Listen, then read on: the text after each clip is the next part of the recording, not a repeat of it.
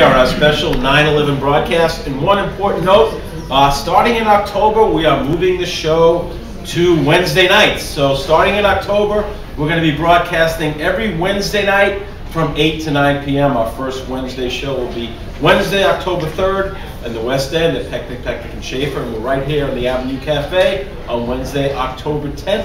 One of the main reasons we switched the show so we could not have a conflict with the city council meetings. And if you heard Rachel Barkin, unbelievable voice, I actually met Rachel at the inauguration of the new city council, where Fran Adelson was inaugurated, and now we'll introduce her husband, Steve Adelson, who runs the Jazz Festival, which is amazing. And their only problem this year is it's so popular, it might be standing remotely and people might be able to get seats. It's so popular. With that, let's welcome in Steve Adelson. And Steve, let's get an overview of the amazing Jazz Festival coming to Long Beach.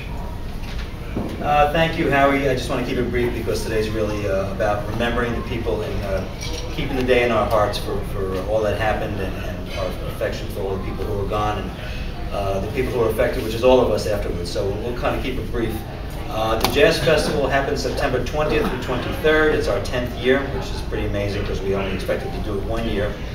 But public response has been great. It's been very gratifying that we get standing room only audiences for almost every single set of music. We have 24 sets of music this year, including the library auditorium and 5 other venues, including the Historical Society, a couple of different restaurants, Sugo, Lola's. I don't want to forget anybody, but I am forgetting because I'm tired. And a couple other places, anyway. Alegria Hotel. Alegria Hotel and Sutton Place. Yes. And also we're having a jam session at the Alegria closing party after our 10th anniversary. And like I said, get there early. It's free admission. Of course, if you go to the restaurants, please spend some money. They sponsor us, they help us out. These are world-class musicians, and I'll let you ask me all about them, and I'll tell you all about them. So thanks. All right, Steve, why don't we highlight the opening night, the 20th, Kerry Kennedy and some of the other jazz musicians who are going to be on tap. First of all, it's Kerry Carney. Kerry Carney, okay. I bet you said it with your Boston accent, so it was Boston. Kerry is a blues player. He actually played with the Allman Brothers. He's associated with the Allman Brothers. He toured with Marty Balin. So he's a great way to start off. It's kind of a party atmosphere blues thing. Followed by Bakiti Kumalo. It's hard to say. He's the bass player for Paul Simon. So he was on the Graceland album. And he actually called me 2 months ago and said, I'd like to be part of your jazz festival. I said, where are you? He said, I'm in South Africa. We're doing our 25th anniversary Graceland tour. But I want to play in Long Beach. So I was honored that he's already done it for 2 or 3 years. So that's going to be a great thing. So please come down. He's the guy who played the bass line for You Can Call Me Al and all that. Diamonds on the Soles of Her Feet and all that. Then that night at the Alegria, there's a house band that always plays. So that's the first night, and then to round off the evening festivities on Friday, we have a band called Castle Magic. They're new to the festival, followed by Chieli Minucci and Special Effects. They hear just about every year. They're an A1 band. They usually do 5,000 seaters, and they're playing at the auditorium for free. If you want to catch them at a local venue in the city, it'll be $50 to see them. So get your money's worth. Come see them for free. Chieli's dynamite musician. And Steve, this might be a little out of the realm, but since it's 9/11, I'm going to ask you this. I always like to surprise you, but thanks. I got to believe in the grieving that went on. And, so many people lost relatives and friends. I got to believe jazz is soothing to a lot of people. And the people in their roughest times, jazz music, because it's not like rock and roll. It's soothing. Talk about that. It's soothing therapy for people.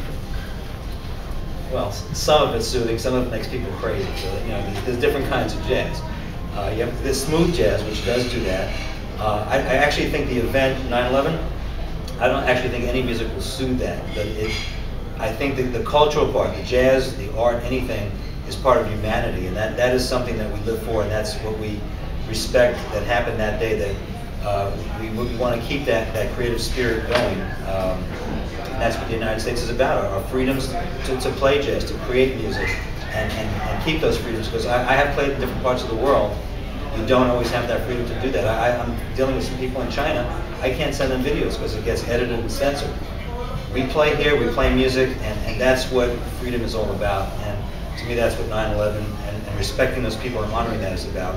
Protecting our freedoms, going over there and fighting for our freedoms and keeping America is what it is, the freest country that ever existed, and a creative force of moving forward.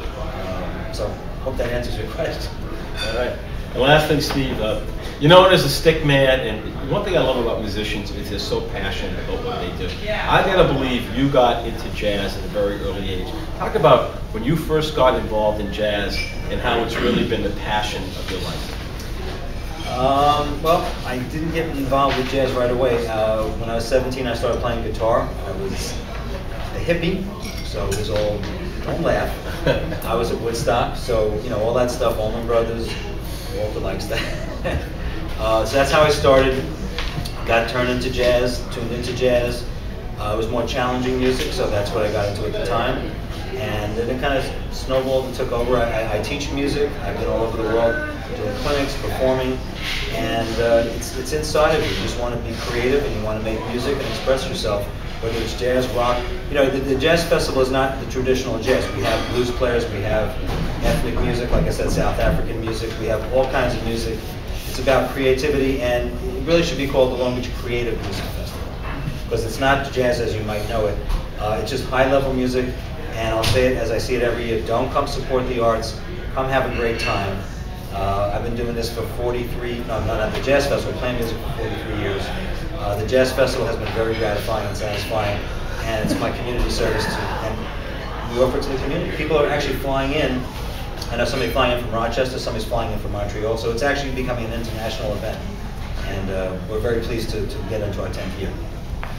By the way, you know, I met Steve doing this show back in 2010 when we started. I've become a big fan, and I'm not one who just waits until the Jazz Festival. I'm a big fan of Steve's. I've seen him play at Bahia. I've seen him play at Arch in the Plaza. Sutton plays, so he plays at Allegri. He plays in Long Beach all year round. So yeah, it's great to catch him during the Jazz Festival, but if you love jazz, Steve is playing at venues throughout the whole year in Long Beach.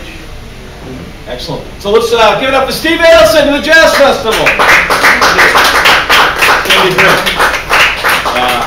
Long Island Crisis Center is coming to Long Beach on September 30th. Let's bring them up. All right, great job, Steve. All right, we'll see you at the Jazz Fest. You got it.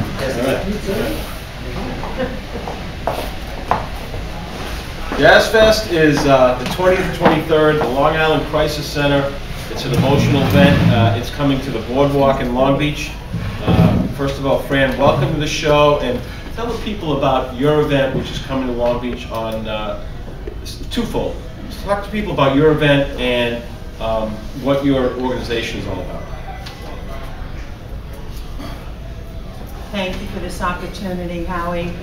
On September 30th, Sunday, September 30th, Long Island Crisis Center will be holding its 4th annual Let's Walk, Let's Talk, Stepping Together to Prevent Suicide walk on the Long Beach Boardwalk, Riverside Boulevard. It's a day that we gather. There are lots of reasons why we have this walk. The primary reason, and if you look at statistics over the past 2 years, is really to raise awareness about suicide. For so long, the subject has been one of those taboo subjects. Family survivors, people who committed suicide, felt ashamed to talk about it. People who had attempted suicide didn't know where to reach out to get help, felt very isolated and alone. And our mission is to be there for everyone at critical times in their lives. We are a 24/7 hotline. As a matter of fact, the only one in Nassau County. And our phones are answered live, 24/7. People can call with any problem, anytime, anyone. And most importantly, the counselors are trained to intervene and find out how people are feeling about themselves and whether they have something called suicide ideation at the time. The bottom line is the Crisis Center saves lives every day. And this walk is to highlight the visibility of the Crisis Center as a service to the entire Nassau County community, to destigmatize the subject of suicide. And we all know that the more educated and more aware we are of the subject, the freer we are to talk about it, the taboo goes away, and we can truly help people. Fran, I was at your event last year, and I happened to meet and talk to several people, and two of the people I met were the Rossies. And what's so impressive about some of the people you talk to is their parents who've gone through losing a child to suicide, and they want to help others. And I was so impressed with the Rossies. I put them in touch with my psychologist on the show, Steve Vaccaro, and they worked together, and Steve got in touch with the Rossies. So I'm going to introduce Steve and talk about how he got involved in the Rossies and how impressed he has been of them. Thank you. I know the Long Island Crisis Center does a lot of good work for people out in Nassau County, and it's very important to have a hotline because there are a lot of people out there that don't know how to talk about their suicidal ideations. And by reaching out to someone in the hotline, it's very important that a trained person can get them the support and the help that they need. So I commend the work that you do there and look forward to September 30th. I did meet the Rossies through Howie, and they had an event on July 13th at a golf club out east in Manorville for their daughter, Chrissy Rossi, who died almost 6 years ago at the age of 26 for suicide. And they call it Chrissy's Wish because Chrissy knew that she was struggling with depression and suicidal ideations, but she couldn't express herself how to handle it or cope with it. So she would write all these notes down trying to find out how she can cope with her illness, but she could never do that. Ultimately, unfortunately, ended in suicide. But the Rossies are very inspirational. I know you do work with them. Maybe you could explain the work that you've done with the Rossies and also the hotline too. One of the most inspirational messages I had from a family survivor of a child who committed suicide is Linda Rossi. We were talking to her because she was a speaker at our walk last year, and she said something so important. After her daughter committed suicide, she wanted to start the foundation. And she talked about it with her husband, who did not really want to go public, for lack of a better word. And she said something so interesting. She looked at him and she said, "We want to honor Chrissy's life. We don't want to forget it." And that's one of the reasons for the walk as well. It gives family members a chance to heal. They can talk about their child, their parent, and honor the life that the person did live, and not just try and push it aside. So they are quite an inspirational family. And I just want to say that I just want to take a moment for anybody out there who feels that they could reach out right now and talk to somebody, need to talk to somebody, that our 24/7 hotline number is 516-679-1111. Fran, you know, one of the things that we're very involved in on this show, matter of fact, contacted the Long Beach administration, the middle school and high school, and came up with the idea, which they've been totally embraced, and that is to have Long Beach become the first school district in New York State where every single student in the Long Beach school district signs an anti-bullying pledge. And that's one of the things that is so important on some of the topics we talked about, because so many times I read these heart-wrenching stories of these young students in school that, due to bullying, commit suicide. And that's one of the reasons we're taking this strong step to prevent bullying. And I think you've dealt a lot with kids that just can't take it anymore, and they turn to suicide. I will say that our agency was part of the movement to get legislation passed, which was enacted as of July 1st, 2011, and that is called the Dignity for All Students Act. And that is where these schools need to intervene and take action on behalf of students who are being discriminated against, whether it is religion, race, sexual orientation, whatever it is, and who are being bullied and harassed. So we're very proud that that legislation went into effect. We were out in full force in school districts, helping schools put policies into place and talking to school staff about the importance of what is now called the DASA Act. I will say also that at our walk on September 30th, we will be having a student, a 16-year-old student, Jamie Isaacs, who has now formed a foundation, Jamie Isaacs Foundation Against Bullying. This is a child who, beginning in 2nd grade, was the victim of bullying. As I speak to her mom now, she is no longer a victim. She has won the battle, and now she is out there talking about bullying, talking to other kids, and trying to help them rebuild their lives. She's also written a book. In Jamie's words, she was on our show for 2 weeks. Fabulous, fabulous. Yep. Know Jamie very well. Okay, so she'll be with us at the walk on September 30th with her inspiring story.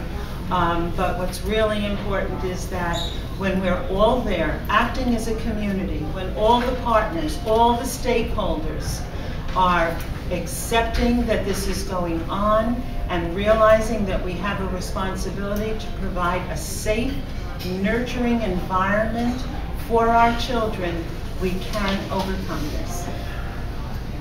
Okay, great job, Fran. Let's give it up for Fran and the great job she does at the Long Island Culture Center. All right, we're going to take a break, and after the break, we're going to turn it over to the students of Long Beach and the people.